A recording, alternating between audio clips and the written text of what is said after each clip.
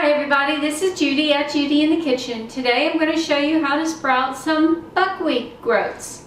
Now this is not a hard process at all. I have a 1-quart mason jar and with a wide mouth on there. You could use a regular one if you wanted to.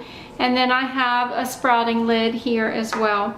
I added 1/2 cup of buckwheat groats to the jar. These are dry, and you could go as much as a cup. It would be fine. And now I'm just putting the lid on there, and I'm going to add some water to the jar. You want to cover, well, here it's not that easy. Do this at the sink, it works out easier. Just want to cover those up, and you want to give them a good rinse. Now these are starchy, so it might take a couple rinses there. I'm just going to kind of shake them up a little bit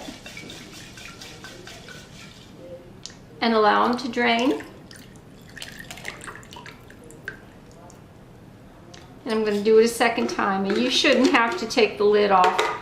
I'm just doing it here because it made a mess otherwise, but at the sink it's not a big deal.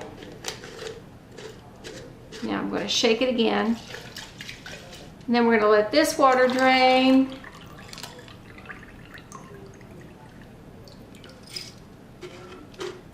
Then you want to put some fresh water in there and make sure that they're all covered up. And you put enough water in there so they've got plenty of room to expand. And we're just going to allow them to sit in this water and soak. Now, interestingly, these don't need to soak as long as you would other types of foods like seeds, like broccoli seeds. These can be soaked anywhere from 30 minutes up to 4 hours, depending upon the resource that you use. So I'm going to let these soak for a little bit, and then I'll get back with you after they soak. All right, our buckwheat has soaked for all of about 30 minutes. So I'm going to drain this out, and I'm going to dump that water and give them another rinse. Now I'm going to attempt to pour it with this. That's a little bit better than the jar to jar. The other one made such a mess. Again, you would do this at the sink normally, it's not an issue. Okay, so we're going to just kind of shake it up a little bit here and rinse it again. And I'm going to allow this water to drain out just like this at a 45-degree angle. I want that extra water to drain out of the jar.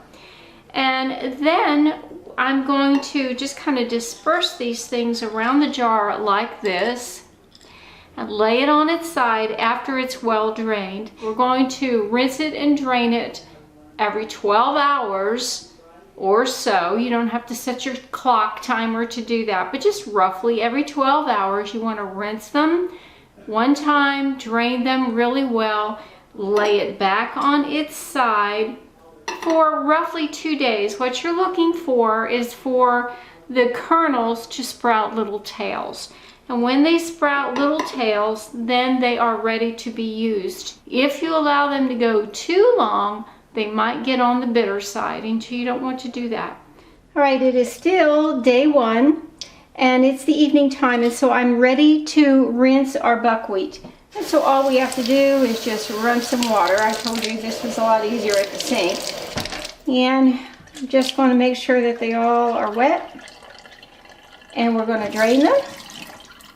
And then I'm going to prop the jars up at about a 45-degree angle and just let all that water drain out. Let it sit for about 15 minutes or so until that drains, and then I will put it on its side like this for the night. And then we'll rinse them again first thing in the morning, and I'll tune in with you then. All right, it's the morning of day 2 for our buckwheat sprouting, and if we look at them really closely, they're just starting to begin to want to sprout. But we're not ready to harvest them. It's just the beginning of day 2. So we're going to give them some water. Make sure that they all get some water. Give them a little swish. And then we're going to drain them. And I'm going to prop them up at a 45-degree angle and allow them to sit for about 15 minutes, and then I'll spread them out like this in the jar and just allow them to sit for the day. And then I will do this very same thing tonight, about 12 hours from now or so. Now it is the evening on day 2, and I was just getting ready to rinse these buckwheat sprouts, and I saw that they are very happy, and they have a lot of long tails on them, and I don't want those tails to grow any longer than what they are. If you let them get too long, they will turn bitter. So we're going to halt the process and put these in the refrigerator.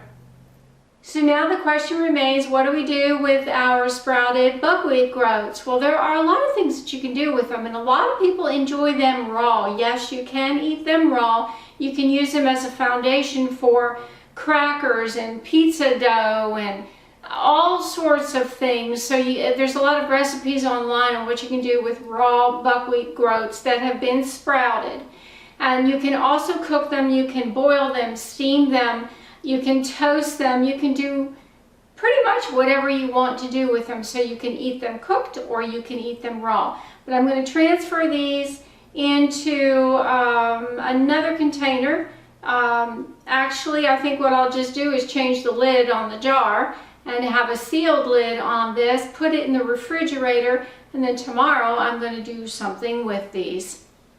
Well, I do hope this has helped you out. Let me know if you have any questions or comments below. This is Judy at Judy in the Kitchen. Bye for now.